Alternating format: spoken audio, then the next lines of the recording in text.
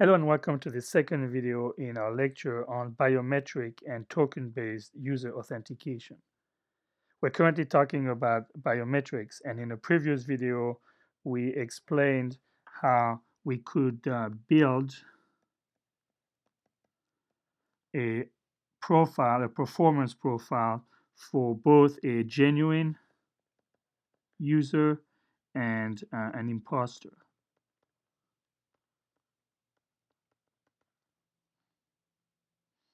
So this was the first step in evaluating the accuracy of a new, say, fingerprint scanner that you're trying to build and manufacture. So the first step is in determining how accurate the system is going to be, is to build these profiles, which, if you remember, look like this. So we have the matching score on the x-axis, and then the genuine profile is going to look like this. It is a bell curve for the number of matching scores with, say, an average value over here of, say, 85. And then for the imposter profile, it's going to be a similar curve that's going to be shifted to the left like this. And so these are called probability density functions. And the most important thing is that the area under the curve determine the probability of a particular scenario. So after we have those two profiles, we are basically able to decide which value to use for the threshold T. And this threshold value is basically a score threshold. So when a user comes to your new fingerprint scanner, we will capture their presented profile, and then or template, and we're going to compare that to the stored template, and we're going to get a score, and we're going to say every time their score is higher than this threshold, we're going to have a match, and every time the score is lower than this threshold, we're going to have a non-match, so a positive or a negative outcome. And the most important thing to remember is we care about the probabilities of errors. These are called error rates. And in particular, the area under the genuine profile and to the left of the threshold, so this area right here, is the rate of false negatives. That is the probability that you're going to make an error by taking, say, a genuine user and tell them that they are not authenticated, that they appear to be an imposter. And similarly, on the other side of the threshold, we have this area under the imposter profile and to the right of the threshold. This area is the rate of errors for false positives.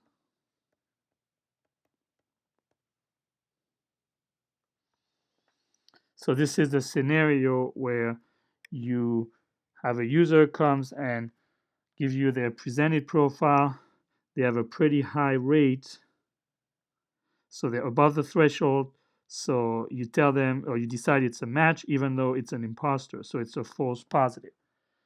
Okay, so this is a review from the previous video. And the main thing to take out of this is that we get to choose the value of the profile as the manufacturer or the person who is calibrating this fingerprint scanner. So we could either decide to increase the value of the threshold, or we can decide to decrease it. And that will affect the error rates. So in particular, notice if we increase the threshold, so we move it to the right, what's going to happen? Well, we're going to increase the red area. So if this happens, then what happens is the false negatives are going to increase. There are going to be a higher probability of false negatives. But on the other hand, the false positives the rate of those is going to decrease because we're moving the threshold, and therefore we are either shrinking or increasing the area under the curve. So what does that mean in practice for these values to change? So what happens when we have more false negatives? False negatives means the actual user is not authenticated. So this is very inconvenient for the user because they are not able to access the system that they're entitled to access, because even though they are the genuine user, they get refused access because they are not authenticated. But on the other hand, so the inconvenience for the user is getting worse and worse as you move the threshold to the right. On the other hand, the false positives are decreased, and a false positive would mean you accept or you authenticate an imposter. So that would be a very big security risk. So you also increase security by doing this, right? Because now if you move the threshold to the right, you will actually decrease the blue area, so the amount, the rate of errors in terms of false positive, and therefore you will increase security. And so, of course, you could also decrease the threshold, and it will be exactly the opposite. So I'm not going to write it down. If you decrease the threshold, then the red area is going to decrease, which means you're going to decrease the number of the probability of false negatives, and therefore you are going to increase the convenience. In other words, it will be much less likely for a genuine user to be turned down, which is good. Makes the system more user-friendly.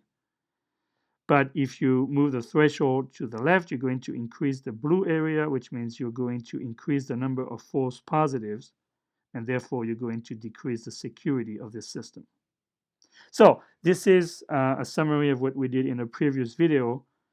And now we have a second step in the analysis of the accuracy of this new thumbprint or fingerprint system is we're going to build, using these profiles, the operating characteristic curve right here. And so this curve is actually pretty easy to build after we have these two profiles. So we're going to build a graph with 2 dimensions. So on the x-axis, we're going to have the rate of false positives, what the slide calls a false match. So this is the false positive error rate. And then on the y-axis, we're going to have the false negative error rate.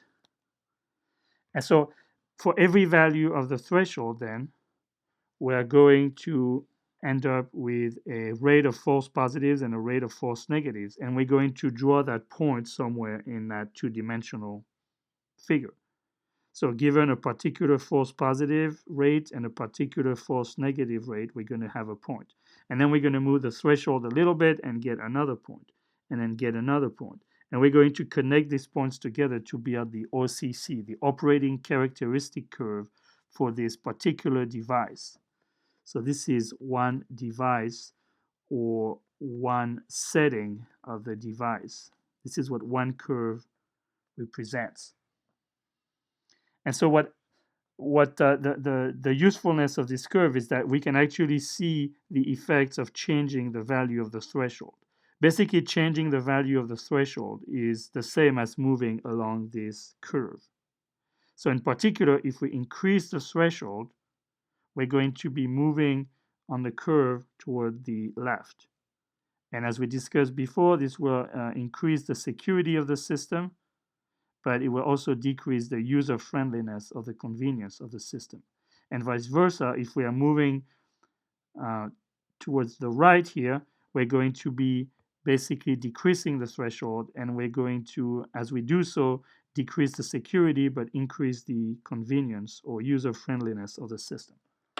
So what is nice about this curve is that it tells you the overall performance of your biometric system with different values of the threshold, which is a configuration parameter for you to set. And the other thing is, if we have different devices, then we can draw their OCC, their operating characteristic curves, and we can compare them by drawing them on the same picture. So here we have a curve for one device, and here we have a curve for the other device. And that gives us a way to compare their accuracy. So in particular, I want you to pause the video and think if it's better for a device to have a curve up here or a curve down there. So if we have device number one and device number two, and device number one has an OCC that's way higher up than this one, is it better or is it worse? Well, one way to think about it, and that's not the only way, but we could look at what happens when the error rates are equal. So what happens when the red area is exactly equal to the blue area? So this is called the equal error rate line. So for a particular, like for this device, for example, this is the point where the error rate on the false positive side is equal to the error rate on the false negative side. So that means for this particular device, there is a threshold setting that will give you about a little over 1%, both false negatives and false positives. Now, if you look at this device, the intersection between its OCC and the equal error rate line is much higher. It's basically about 10%.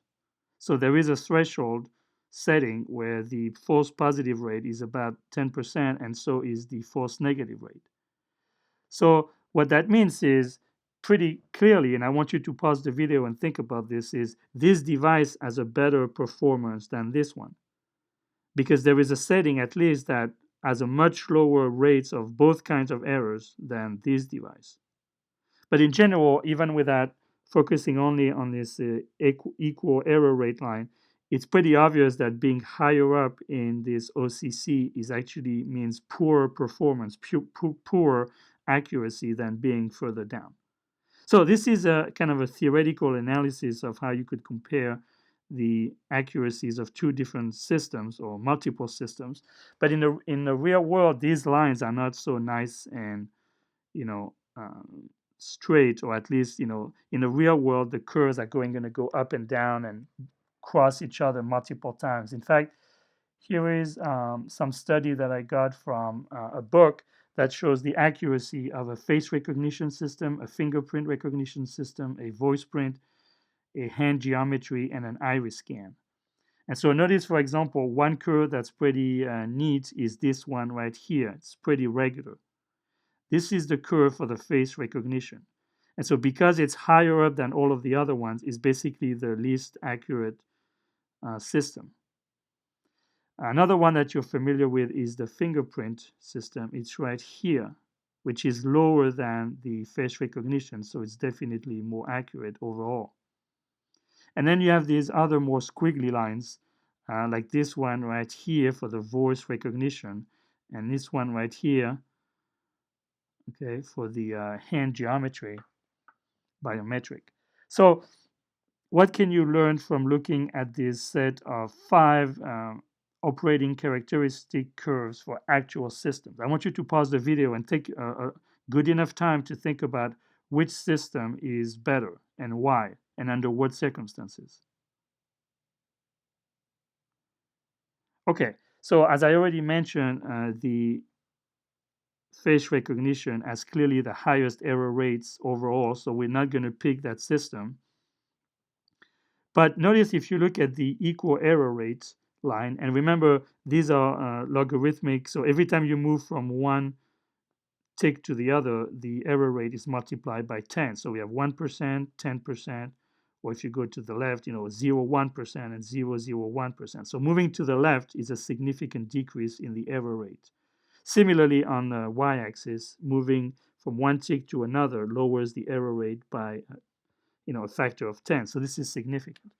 So how does the most used fingerprint approach fare on this comparison? But notice this line, if you look at the equal error rate, you have this equal error rate line goes from here. So let me actually draw it here. It goes from 0.1% here, right? So this is the line for the equal error rate line. And so we noticed that even though the fingerprints are much more used than facial recognition, there's not a big difference when it comes to their position on the equal error rate line. So clearly, you don't want to limit your analysis just to these two intersection points. But there is a reason why the fingerprint is much more frequently used than the facial recognition. And notice what this OCC curve shows is that the curve for the fingerprint system is almost flat. It dips a little bit over here, but it's almost flat. And what does that mean? That means that for an equal false negative rate, you can actually get a very small false positive rate. So, for example, right here, we are not that far from the equal rate point, but we are much, much lower in terms of false positives. Notice we went from about 7% all the way down to 0.001%. So this is a good thing. This means that if no, this is the one that has to do with the security part, right? The lower the error rate, the higher the security, because this is the false positive. You can get some very small rate of false positives on the fingerprint system, and you're willing to accept maybe a little bit more or significantly more false negatives because this is just an inconvenience problem, not so much a security problem. So this is one reason why the fingerprint systems are much more used than the face recognition system, on top of the technical issues. So I want you to again pause the video and look at these curves because it tells you a lot about these various systems. And particularly, I want you to now think about this iris scan system. What can you tell from it looking at this set of operating characteristic curves? Well, notice there is no curve for this iris scan. In fact, it's right here. There's a single point. So what does that actually mean? That means that what actually happens during the testing of this iris scan is that the error rate for false negatives was a little bit over 1%. But the error rate for false positives is essentially zero. In fact, I reread the study, and what they did is that this point corresponds to over 2 million measurements. And in these 2 million measurements, there was not a single false positives. So the reason there is no curve here on the x-axis is because they couldn't find a single false positive with this technique. And notice these techniques gives you an even smaller false negative rate than usually the common fingerprint technique. So clearly this technique appears to be the best overall, no contest compared to all the other ones. But of course, as you know, this technique is not very much used these days. So you might wonder why. And we already answered this question. First of all, it's very expensive compared to the fingerprint scanners. And second, it's technically tricky to reach those very good error rates. You may have to force the user to be a little bit more uncomfortable than just putting their thumbprint against the sensor. So the user friendliness and the cost of these systems, at least right now, makes them less usable and less used than all the other techniques. But in the rest of the lecture, we're going to talk a little bit more detail about some of these techniques. And then that will conclude our discussion of biometrics-based user authentication.